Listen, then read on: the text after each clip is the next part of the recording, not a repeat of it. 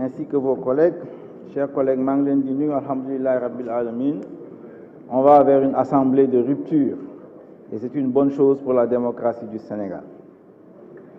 Fii nag député dinañ fi ñëw di wax monsieur le ministre ñu ngi lay ñaan monsieur le ministre ñu ngi lay sàkku nga defal ñu lii defal ñu lële jàpp naa ne loolu yar ak teggin la kese parce que xam nañ ne yorewu leen dara yorewu leen yéen loo leen lu yore sax moomu leen ko suñ koy def nag yar ak teggin moom moo tax mais dans le fond ce que ça veut dire c'est qu'on vous rappelle les priorités des populations. C'est ça que ça veut dire. Rappel parce que vous devez le savoir. Rappel parce que vous avez les moyens de le savoir vous-même, avec l'administration, avec l'ENEA, avec les moyens évidemment dont vous disposez.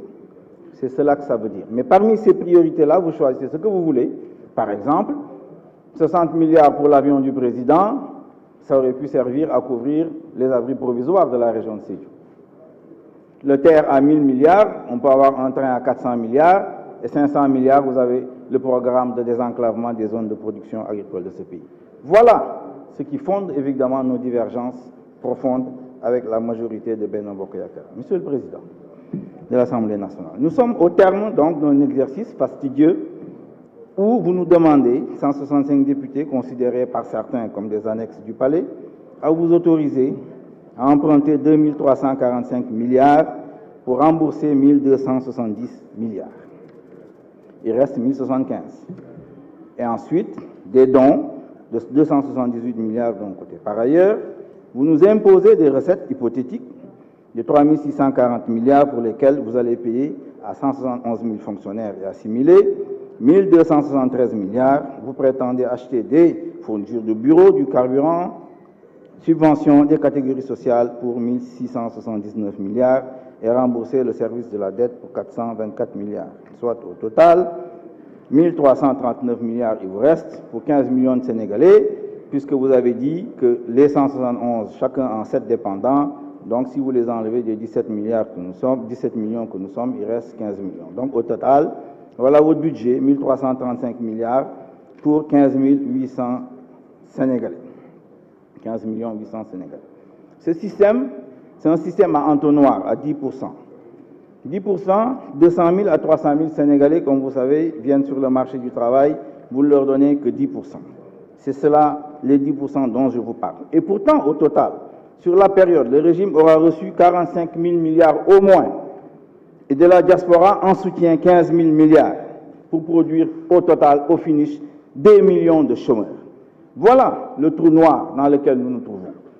La croissance dont vous parlez, elle est insuffisante, elle est mal orientée et elle est confisquée évidemment par l'extérieur. L'opposition ne vote pas le budget, comme je l'ai dit tout à l'heure, parce qu'elle estime que la lutte contre la corruption pourrait rapporter 400 milliards par an.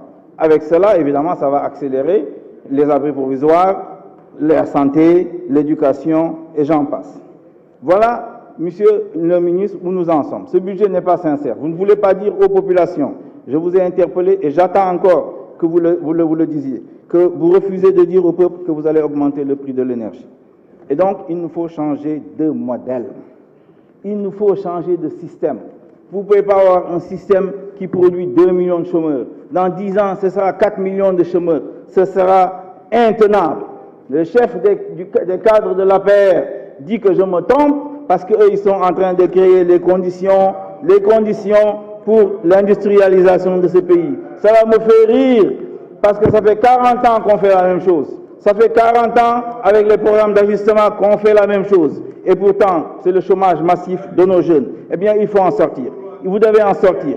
Il n'y a pas d'autre solution. You have to think out of the box. There is no alternative, Monsieur le Président. C'est ça la réalité. Et il faut aujourd'hui le comprendre. Si vous ne le faites pas, contrairement à ce que vous dites, si vous créez ces conditions-là, comme vous dites, eh bien, c'est la main bien visible, soit de la corruption, soit des offres spontanées, ou alors, beaucoup plus grave, des stratégies des grandes puissances qui vous guident. Et là, ce sera le chaos dont vous parliez hier. Assalamu alaikum wa rahmatullah.